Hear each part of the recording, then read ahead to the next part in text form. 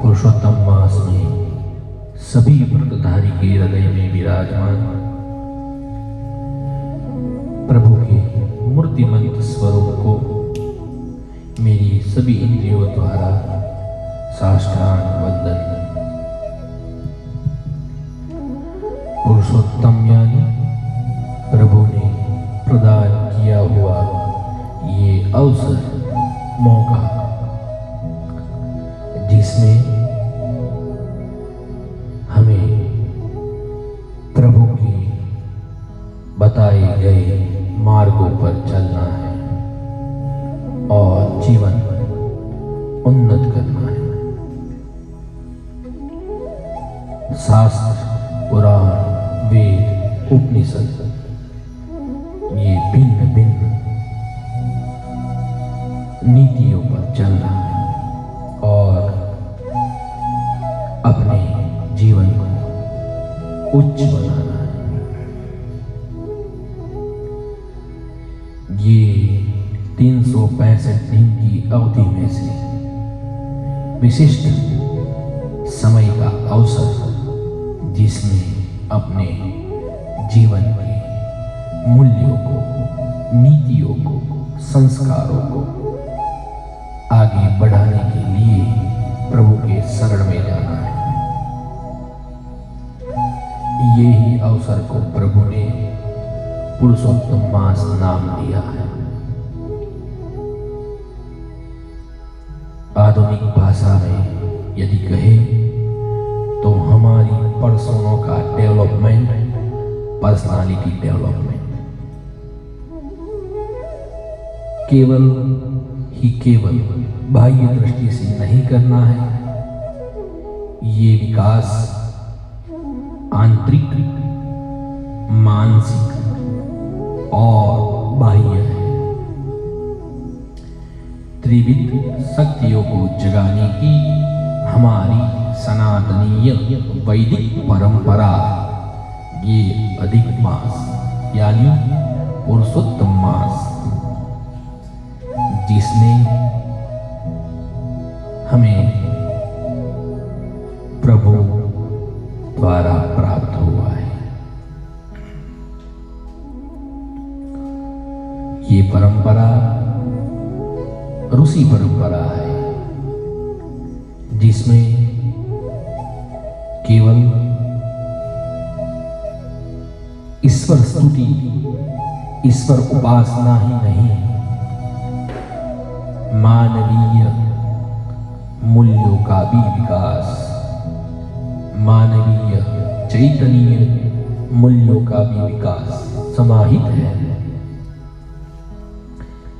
इसलिए ये सनातनीय तथ्य है और सनातनीय धर्म है। इस सनातनीय धर्म में हम प्रभु की 9 प्रकार की भक्ति करते रहते हैं और उसमें सबसे पहली भक्ति श्रवण भक्ति है। और इस श्रवण भक्ति के क्रम में हम प्रभु के गुणानुवाद गाते हैं और अपने कानों को धन्य करते हैं। हमारा क्रम चल रहा है बृहद नारदीय पुराण के अंतर्गत प्रभु के पुरुषोत्तम मास का महात्म्य। प्रभु ने स्वयं पुरुषोत्तम मास को अपना नाम प्रदान किया है, मल मास से पुरुषोत्तम किया और उसका महात्म्य प्रभु स्वयं अपने मुख से पांडवों को कहते हैं। सुत पुराणी जी भी भिन्न भिन्न ऋषियों को ये महात्म्य सुना रहे हैं। नैमिषारण्य में ज्ञान यज्ञ चल रहा है। नारद जी और नारायण मुनि भी ये ज्ञान यज्ञ चला रहे हैं। उसके संवाद में सुदेव और गौतमी का आख्यान है। सुदेव जी यानी दृढ़धनुआ राजा का पूर्व जन्म है और सुदेव जी ने प्रभु से पुत्र की याचना की है, तप किया है, प्रभु प्रसन्न हुए हैं। प्रभु ने सुदेव जी को कहा है, हे सुदेव जी, आपको पुत्र में प्रदान नहीं कर सकता, आपको जो चाहिए वो लीजिए। करुण जी ने पुत्र का आशीर्वाद दिया, उनके यहाँ पुत्र हुआ है और पुत्र होने के बाद देवल मुनि वहां पर आते हैं और सुदेव जी के पुत्र के गुण भविष्य का वर्णन करते हुए सुदेव ब्राह्मण को कहते हैं कि हे वेदनिष्ठ ब्राह्मण, आपके बेटे की मृत्यु आज से 12 साल बाद पानी में डूब जाने से होगी। ये प्रभु ने निर्धारित किया हुआ योग है। जैसे देवल मुनि ने बताया ऐसे ही हुआ है और आज ये सत्य सुदेव के कानों में पड़ रहा है और सुदेव, गौतमी और तराव पर लेटा हुआ सुखदेव जो सुदेव का बेटा है आक्रमण कर रहे हैं। यहां तक हमने आगे की बृहद नारदीय कथा में सुना। आज उससे आगे जाने का प्रभु स्वयं आज इस सुदेव को मिलने आएंगे और पुरुषोत्तम महात्मा का, पुरुषोत्तम मास का महिमा बताएंगे। ये हमें जानना है। ये बात आज नारद जी ने फिर से नारायण मुनि से पूछी है, हे प्रभु, हे मुनि तपस्वी, मैं अब ये सुदेव ब्राह्मण के बेटे का क्या हुआ और ये दृढ़धनुआ राजा वाल्मीकि मुनि के साथ क्या चर्चा कर रहे हैं वो जानना चाहता हूं। नारायण जी बताते हैं, नारद जी, जैसे मैंने बताया कि ये जो कथा है पाप हरण करने वाली है, इसलिए दृढ़धनुआ राजा बहुत ही निष्ठा पूर्वक वाल्मीकि जी से अपना पूर्व वृत्तांत जानने के लिए उत्सुक है। और वाल्मीकि जी बताते हैं, सुदेव नामक ब्राह्मण पुत्र शोक में आतप्त है, उसे कुछ उठता नहीं है। हे पुत्र, जागृत हो, ऐसे करते हुए शोक में बैठा हुआ है। खाना पीना सब कुछ छोड़ दिया है और उसे काल की कोई गणना मालूम नहीं है। कितने बजे, रात दिन, सुबह शाम, कोई भी समय उसके मन पर, उसके तन पर असर नहीं कर रहा, उसी समय में पूरा काल जैसे समय पर हावी हो गया हो, ऐसी रचना प्रभु की कृपा से प्राप्त हुई है। सब दुखद अवस्था में है और ये देखकर प्रकृति ने भी जैसे दुख व्यक्त किया है, वैसे ही बादल भी घनघोर हो आते हैं। चारों ओर उष्णता का वातावरण है। शीघ्रता से सब पान अपने वृक्ष के ऊपर से नीचे गिर गए हैं, ऐसी परिस्थिति हो गई है और बारिश गिरने की शुरुआत हो रही है।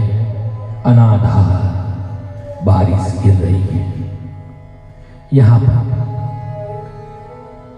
पुत्र के सामने बैठे हुए सुदेव ब्राह्मण और गौतमी दोनों को कोई होश नहीं है और केवल पुत्र कैसे जागृत हो ऐसी चिंतन में है।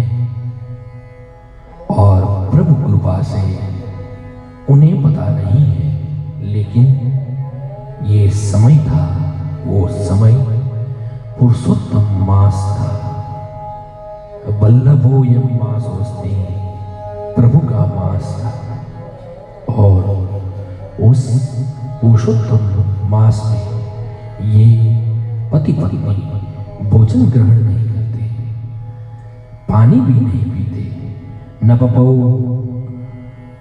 कुछ भी पीते नहीं और कुछ भी खाते नहीं, केवल प्रभु के प्रताप से जो दुख आया है उनका स्मरण करते हैं और पूरा मास खत्म होता है।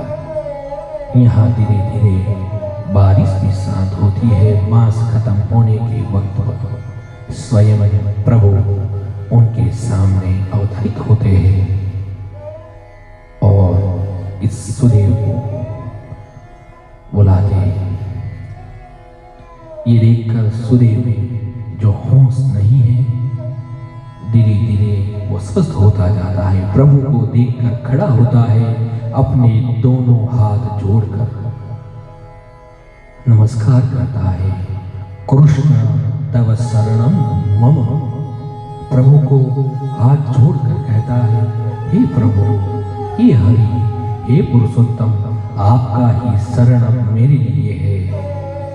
इस जगत में मेरा कोई नहीं है, मैं और मेरी पत्नी आपके शरण में है। प्रभु इस सुदेव ब्राह्मण को कहते हैं, हे ब्राह्मण श्रेष्ठ, अब शोक दूर कर, मैं तेरे ऊपर बहुत प्रसन्न हुआ हूँ और प्रसन्न होकर मैं तुझे वरदान देने की इच्छा करता हूँ और तुझे वरदान में जो चाहिए वही मैं देने वाला हूँ। तुझे वरदान में द्वादशाब्दसहस्रायुः पुत्रस्ते भविता त्रिजः। भगवान भक्त के हृदय को जानने वाले होते हैं और उसके हृदय में जिस वजह से दुख होता है उस दुख को जानने के लिए वो हमेशा तत्पर होते हैं और वो दुख को जानकर उस भक्त के दुख दूर करने के लिए हमेशा तत्पर रहते हैं। और उसी समय सुदेव ब्राह्मण को आशीर्वाद प्रदान किया, हे सुदेव ब्राह्मण, अब ये तुम्हारा पुत्र 12,000 वर्ष तक जिएगा, ऐसी आयु तुम्हें प्रदान होगी। सुदेव चिंता में, मन में प्रश्न है, पहले भगवान ने ना कहा, अब ये आयु प्रदान कर रहे हैं, ये भगवान की कैसी लीला है, ये कैसा संसार का चक्र है, हमें पता नहीं है।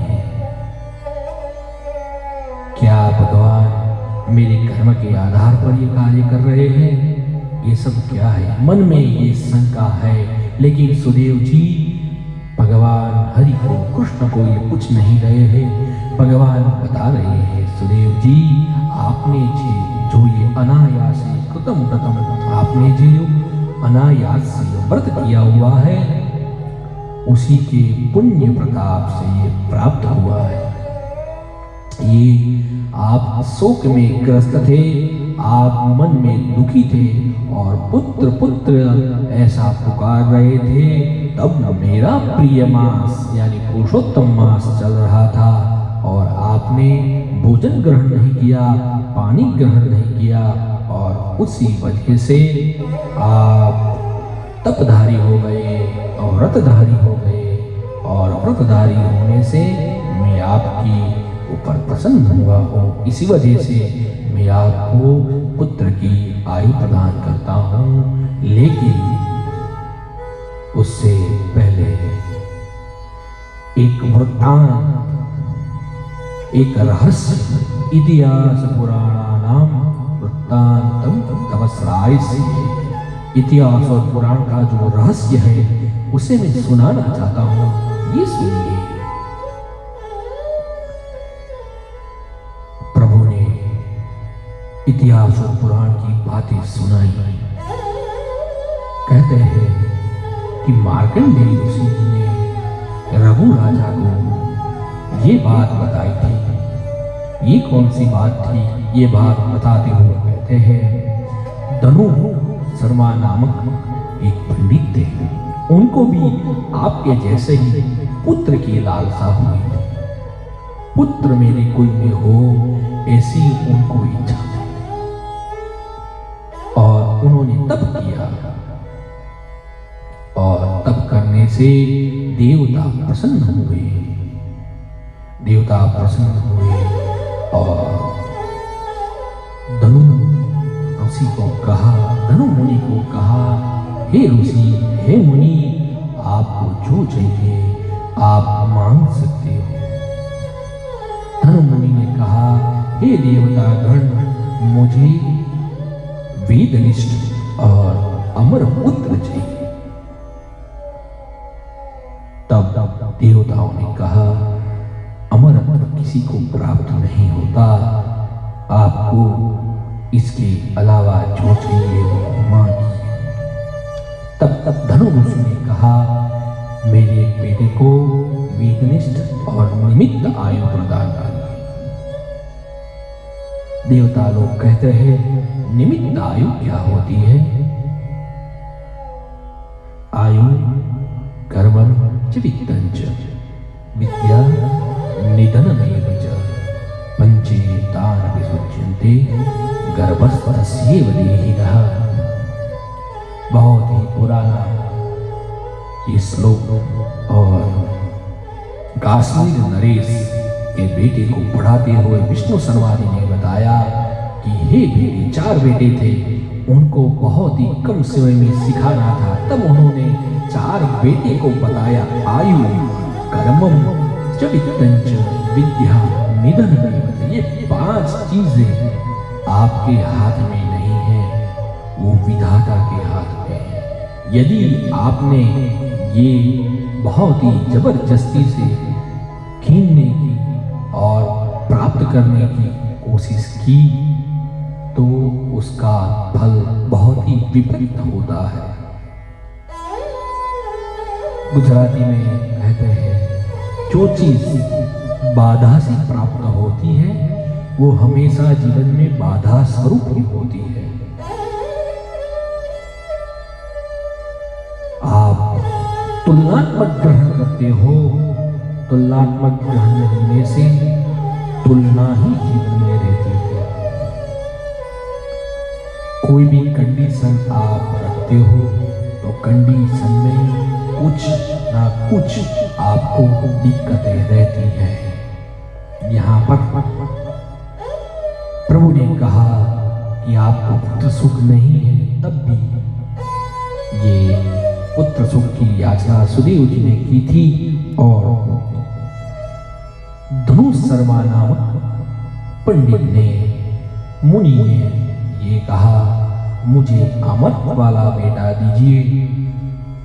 तब उन्होंने कहा, अमरत्व नहीं मिलता लेकिन निमित्त आयु चाहिए। निमित्त आयु क्या होती है? तब धनुष मुनि ने बताया कि हे देवतागण, सामने जो पर्वत है उनकी जितनी आयु है उतनी आयु मेरे बेटे को प्रदान करे। देवतागण ने तथास्तु कहा, अंतर ध्यान हो गए। धीरे धीरे धीरे वो बेटा वेदनिष्ठ होता गया, धर्मनिष्ठ होता गया। अपना कार्य ये धनुष मुनि भी करते गए और 16 साल का जब ये बेटा हुआ तब इस मुनि ने अपने बेटे को जो उपदेश दिया है वो उपदेश बहुत ही जानने लायक है। हमारे वेदों में, हमारे नीति शास्त्र में बताया गया है, प्राप्ते तु 16 वर्षे मित्रम पुत्रम गदाचरे। बेटा जब 16 साल का हो जाए तो वो बेटा नहीं होता है, मित्र हो जाता है। और मित्र को ऐसी तरह, इस तरह आप व्यवहार में रखें जिससे बेटा आपके हाथ से न निकल जाए। यहाँ पर ऋषि ने उसे उपदेश प्रदान किया है, लेकिन वो बेटा उसे ग्रहण नहीं करता है। क्या उपदेश दिया? कहता है, हे वत्स मुनयः सर्वे नावज्ञेय कदाचन। हे बेटे, कभी भी कोई मुनि की, कोई देवता की, कोई ऋषिगण की अवज्ञा नहीं करना। ये बात ऋषि, धनुष ऋषि उनके बेटे को बताते हैं कि आप कभी भी किसी भी ऋषि की अवज्ञा मत करना, अवहेलना मत करना। ये तैत्तिरीय उपनिषद के मंत्र को बढ़ाया जाता है। ये करना चाहिए, ये नहीं करना चाहिए, ये सब बातें स्वाध्यायान्मा प्रमदितव्यम। अपने अभ्यास को कभी मत छोड़ना, नित्य अभ्यास करना, इनके कार्य में रत रहना, ये सब बातें सिखाते हैं। ये बात उन्होंने बताई। हे बेटे, कभी जो मुनि लोग हैं उनकी अवज्ञा मत करना। अवज्ञा में बहुत सारी चीज आती है, उनकी बातें मानना, उनके संस्कार का अनुकरण करना। बहुत छोटा सा शब्द है अवज्ञा, बहुत छोटा सा शब्द है, लेकिन उसमें बहुत सारा समुद्र समाया हुआ है। और ये बेटा प्रभु कृपा प्राप्त था, इसलिए धीरे धीरे उनके अंदर अमरत्व का, निमित्त आयु का मद चढ़ता गया।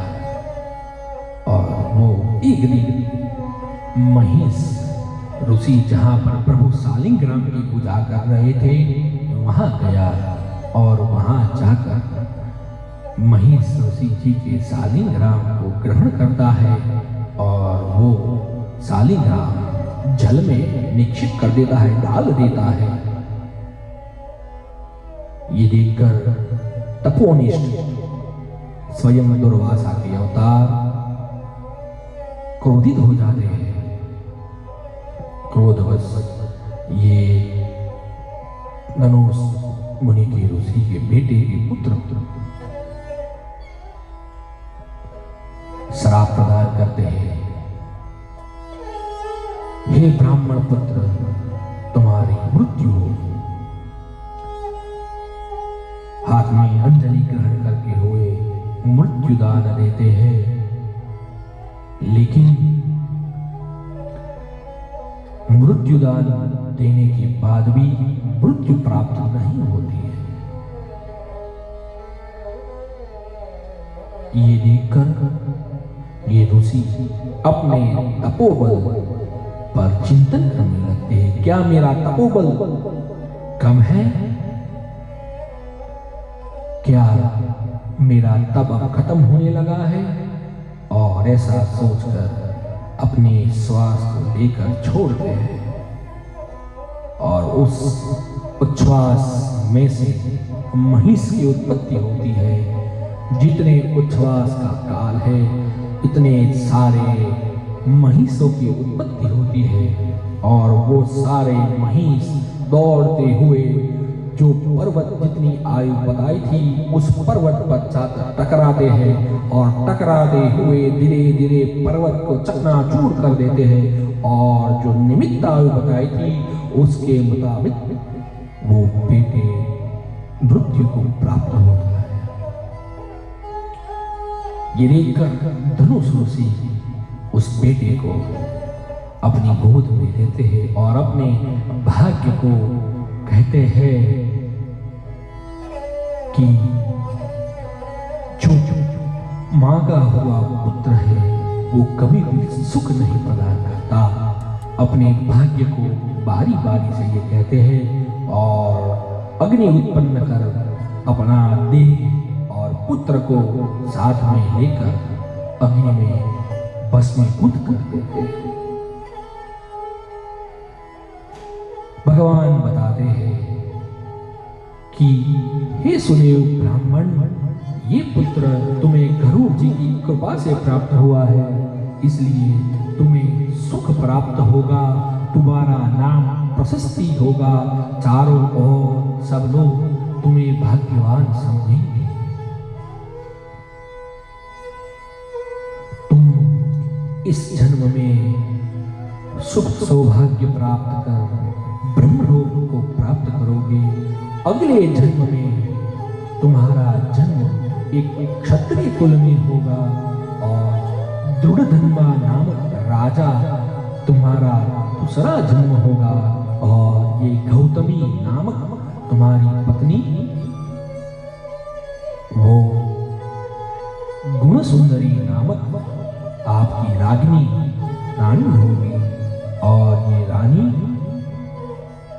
और तुम चक्रवर्ती होकर शासन करोगे। भगवान कहते हैं तुम जब विष्णु स्मरण भूल जाओगे तब ये सुखदेव नामक तुम्हारा बेटा तोते स्वरूप में आकर तुम्हें ब्रह्म ज्ञान कराएगा। तुम्हें एक श्लोक बारी बारी से सुनाएगा और ये श्लोक सुनने के बाद तुम्हारा मन चिंतन करना शुरू होगा और चिंतन करते हुए तुम अस्वस्थ हो जाओगे। तुम राज्य और राज्य का सुख तुम्हें नश्वर लगने लगेगा। तब वाल्मीकि मुनि तुम्हारे राज्य में आएंगे और तुम्हें ब्रह्म ज्ञान प्रदान करेंगे और उसके बाद तुम परम विष्णु पद को प्राप्त करोगे। और प्रभु ने ये जब विष्णु लोक प्राप्त करोगे ऐसा वचन प्रदान किया तब देवताओं ने जय जयकार किया।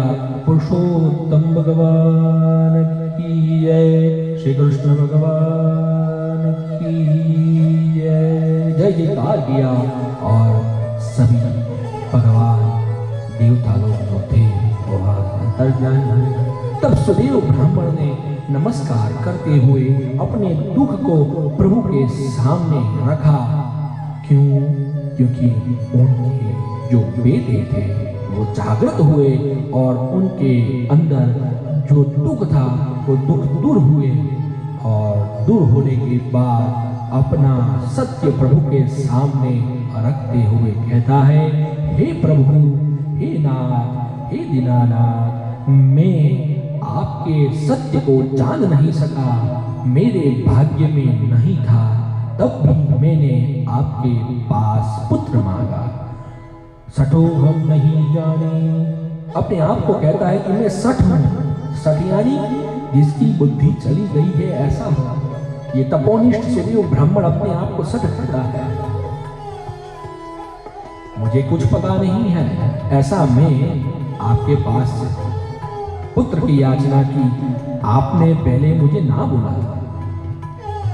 अब आपने अपने ही वाक्य को लंघित करते हुए, आपकी ही आशीर्वाद को तोड़ते हुए फिर मेरे बेटे को लंबी आयु का वरदान क्यों दिया, ये मुझे जानना है।